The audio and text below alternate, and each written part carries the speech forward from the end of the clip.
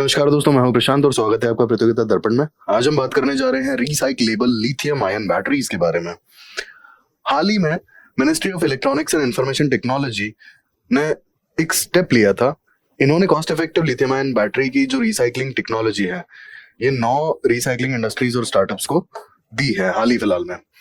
आइए अब इसको डिटेल में समझते हैं, क्या है ये टेक्नोलॉजी, क्यों जरूरी है, क्या इसके बेनिफिट्स होंगे और क्या लिथियम आयन बैटरी से रिलेटेड इश्यूज हैं। सबसे पहले हम ये जान लेते हैं कि ये टेक्नोलॉजी डेवलप किसने की। ये टेक्नोलॉजी सीमेट यानी कि centre for materials for electronics technology Hyderabad ने डेवलप की है और ये government of Telangana as well as industry के साथ में कोलैबोरेट करने के बाद ये टेक्नोलॉजी को डेवलप किया गया है। अब ये जो इनिशिएटिव है, ये इनिशिएटिव है mission lifestyle for the environment यानी कि लाइफ, इसके अंडर ये इनिशिएटिव है। बेसिकली लाइफ जो है ये सस्टेनेबल लाइफस्टाइल से रिलेटेड एक इनिशिएटिव है जो गवर्नमेंट ऑफ इंडिया ने लॉन्च किया था।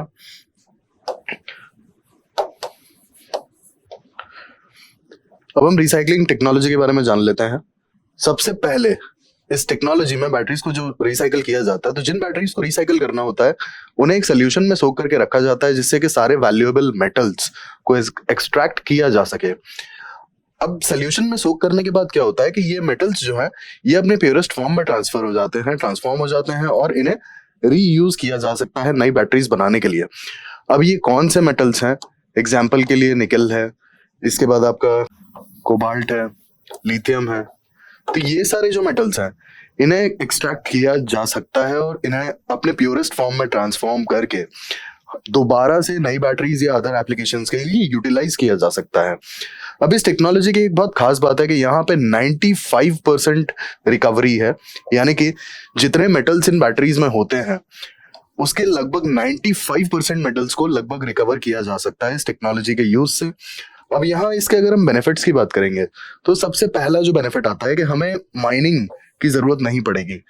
जो भी हमें मेटल्स के लिए माइनिंग करनी पड़ती है, नए रिसोर्सेज ढूंढने पड़ते हैं, नए सोर्सेज ढूंढने पड़ते हैं जो मिनरल्स के, उसकी जरूरत हमारी कम हो जाएगी। हम रिसाइकल कर पाएंगे तो मेजॉरिटी हमारा जो नीड है वो रिसाइकलिंग की वजह से ही यूज हो जाएगा।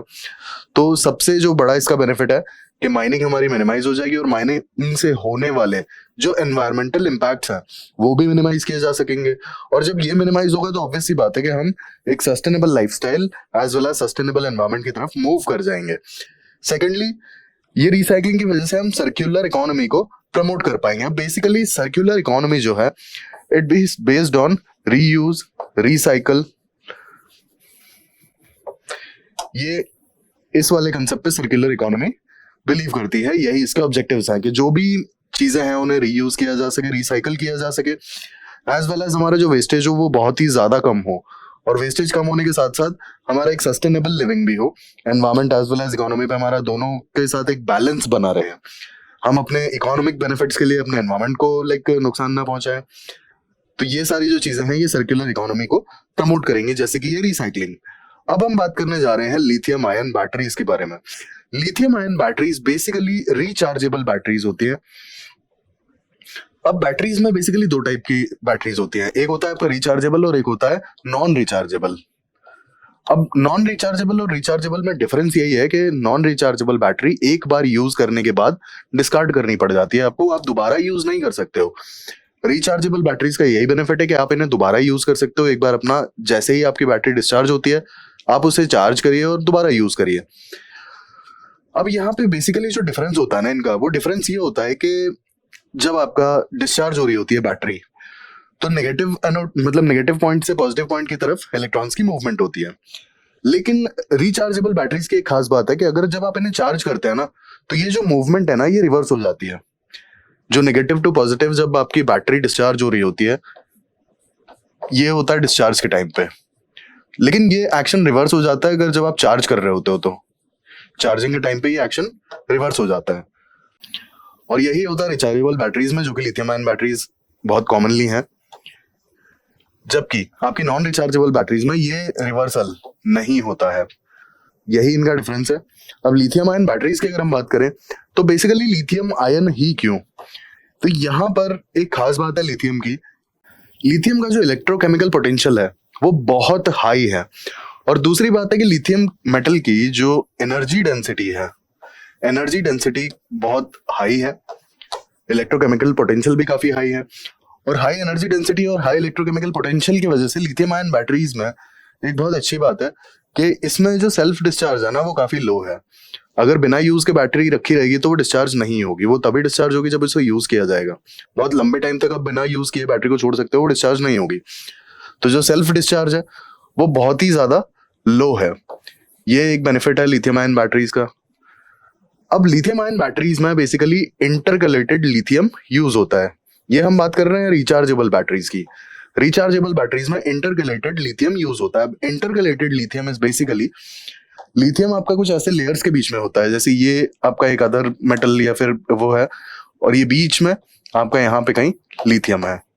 तो इस तरीके का कुछ स्ट्रक्चर होता है, लेयर्स के बीच में आपका लिथियम होता है। और ये हम बात कर रहे हैं रिचार्जेबल बैटरीज की। वहीं लिथियम नॉन रिचार्जेबल बैटरीज में भी यूज होता है, लेकिन वो डायरेक्टली मेटालिक लिथियम यूज होता है, मेटालिक लिथियम, ना कि इंटरकलेटेड लिथियम। जैसा कि हमने देखा, लेयर्ड स्ट्रक्चर के बीच में लिथियम प्रेजेंट होता है। मेटालिक लिथियम डायरेक्टली आपका जो एनोड होता है वो डायरेक्टली बन जाता है, कोई लेयर्ड स्ट्रक्चर नहीं होता है, बस यही डिफरेंस है। और ये जो स्ट्रक्चर है यही हेल्प करता है आपके जो इलेक्ट्रॉन्स की मूवमेंट है उसे रिवर्स करने में, जब चार्जिंग होती है तब बैटरी की। अब रिचार्जेबल बैटरी में इलेक्ट्रोलाइट होता है, आयनिक मूवमेंट होता है, ऑब्वियसली नॉन रिचार्जेबल में भी होता है, पर रिचार्जेबल में ये चीज रिवर्स हो जाती है। अब लिथियम आयन बैटरी की अगर एप्लीकेशंस की बात की जाए तो मेजॉरिटी हमने एप्लीकेशंस जो देखा है इलेक्ट्रॉनिक गैजेट्स, यानी कि आप देखेंगे लैपटॉप्स हो गया, मोबाइल्स हो गया, स्मार्ट वॉचेस हो गया, इन्हीं सब में लिथियम आयन बैटरीज यूज होती है। Then telecommunication, aerospace, industrial space. अब इसके डिसएडवांटेजेस की अगर बात करें तो सबसे पहला डिसएडवांटेज आता है चार्जिंग टाइम्स। चार्जिंग टाइम्स इसके काफी ज्यादा है। जैसे लैपटॉप वगैरह में भी आप देखेंगे तो कई बार 2-2 घंटे लग जाते हैं बैटरी को चार्ज होने में, ठीक है। तो चार्जिंग टाइम्स इसके बहुत ही ज्यादा ही है, सबसे बड़ा डिसएडवांटेज है इसका। Then safety issues. अब यहाँ पे कई बार ये इशू देखा गया है कि ओवर चार्जिंग की वजह से बैटरी हीटअप हो जाती है, ठीक है, काफी ज्यादा हीटअप हो जाती है। या फिर अगर आपका मतलब फोन काफी ज्यादा यूज हो गया है या फिर लैपटॉप ज्यादा यूज हो गया तो बैटरी भी हीटअप हो जाएगी साथ के साथ में, ठीक है। ओवर चार्जिंग की वजह से भी हीटिंग हो जाती है। और कई बार तो ये भी देखने को मिला है कि बैटरी एक्सप्लोड कर जाती है, और ऐसे एक नहीं कई एग्जाम्पल देखने को मिले हैं। बैटरी एक्सप्लोड करती है। आपने सैमसंग गैलेक्सी का एक फोन काफी न्यूज में रहा था क्योंकि वो एक्सप्लोड कर जा रहा था। इसके बाद इलेक्ट्रॉनिक व्हीकल्स में भी ये चीज देखने को मिली। जैसे एग्जांपल के लिए अगर आप देखेंगे तो बीच में ओला स्कूटर जो आया है, तो ये इलेक्ट्रॉनिक है, बेसिकली बैटरी ऑपरेटेड व्हीकल है। ओला स्कूटर की कई बार ये चीज देखने को मिली थी कि उसके बैटरी में कुछ इशू आता था और तुरंत आग लग जाती थी। तो ये सेफ्टी इश्यूज भी काफी ज्यादा देखने को मिलते हैं लिथियम आयन बैटरीज में, मतलब एज कंपेयर्ड काफी ज्यादा देखने को मिलते हैं। देन एक्सपेंसिव है। अब यहाँ पे होता क्या है कि लिथियम आयन की बैटरी का जो प्रोडक्शन है वो बहुत ही ज्यादा एक्सपेंसिव है। ये एक्सपेंस की वजह से ही आप देखेंगे कि जो इलेक्ट्रिक व्हीकल्स है वो बहुत ज्यादा एक्सपेंसिव है। इलेक्ट्रिक व्हीकल्स का मेन जो एक्सपेंसिव होने का रीजन है वो लिथियम आयन बैटरीज है और कुछ नहीं है, ठीक है। Then lastly range of electric vehicles. अब ये इसका सबसे बड़ा डिसएडवांटेज है। एक्चुअल में हम देखते हैं कि जो इलेक्ट्रॉनिक गैजेट्स हैं, लैपटॉप्स हैं या फिर कम्युनिकेशन है, टेलीकम्युनिकेशन, इसके लिए सब बहुत ही ज्यादा इलेक्ट्रॉनिक में लिथियम आयन बैटरीज का यूज होता है। बट यहीं पे अगर हम देखेंगे इलेक्ट्रॉनिक व्हीकल्स के लिए तो यहाँ पे अभी भी ऑल्टरनेट्स ढूंढे जा रहे हैं, और उसका रीजन यही है कि बहुत ज्यादा रेंज प्रोवाइड नहीं कर पा रही है लिथियम आयन बैटरीज। एग्जाम्पल के लिए मैं आपको बता दूं, मार्केट में मेजॉरिटी जो व्हीकल्स, इलेक्ट्रॉनिक व्हीकल्स अवेलेबल हैं, एक बार फुल चार्ज करने पे 400 से 600 किलोमीटर के बीच का ही रेंज प्रोवाइड कर पाते हैं, ठीक है। और स्कूटर्स की बात की जाए तो स्कूटर्स आर लाइक 150 से 250 किलोमीटर की रेंज प्रोवाइड कर पा रहे हैं स्कूटर या टू व्हीलर्स। तो ये जो रेंज है, रेंज ही बेसिकली डिफाइन करती है इलेक्ट्रॉनिक व्हीकल्स की लाइक लिमिटेशंस को।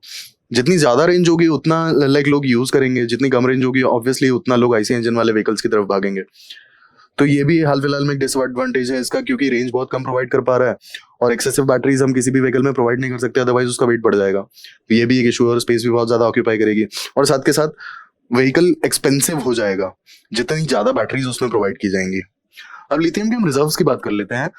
इंडिया अपना मेजॉरिटी लिथियम चाइना से इंपोर्ट करता है, मतलब 50% से भी ज्यादा जो लिथियम है इंडिया का वो चाइना से इंपोर्ट होता है, इंक्लूडिंग हांगकांग। अब हम रिजर्व्स की अगर बात करें, Chile, Australia, Argentina, Bolivia, China, majority जो लिथियम रिजर्व्स हैं वो यहीं पर हैं। इसके अलावा साउथ अमेरिका में पर्टिकुलरली अगर हम बात करते हैं तो जितने वर्ल्ड में रिजर्व हैं उसके 54% सिर्फ और सिर्फ साउथ अमेरिका में है। और साउथ अमेरिका में भी सिर्फ और सिर्फ 3 कंट्रीज ABC यानी कि अर्जेंटीना, बोलिविया एंड चिले। अब ये जो तीनों कंट्रीज हैं इन्हें लिथियम ट्रायंगल भी कहा जाता है। अटाकामा डेजर्ट के आसपास वाले रीजन में जहां सॉल्ट पैन्स हैं काफी सारे, वहां पे लिथियम के रिजर्व्स मिलते हैं और वो 54% of the world lithium reserves, इतने ज्यादा रिजर्व्स हैं ये। तो ये हमने बात की recyclable rechargeable battery, lithium ion battery के बारे में। इसके अलावा लिथियम आयन बैटरी के डिसएडवांटेजेस पर भी हमने बात की और ये भी जाना कि लिथियम एज अ मेटल क्यों यूज किया जाता है रिचार्जेबल बैटरीज बनाने के लिए, लिथियम के रिजर्व्स कहाँ कहाँ पे हैं। इंडिया अपना मेजॉरिटी लिथियम सिर्फ और सिर्फ इंपोर्ट पे डिपेंडेंट है। तो ये सब हमने डिस्कस किया। ऐसे इन्फॉर्मेटिव वीडियोस के लिए हमारे साथ जुड़े रहिए। Thank you, thanks for watching.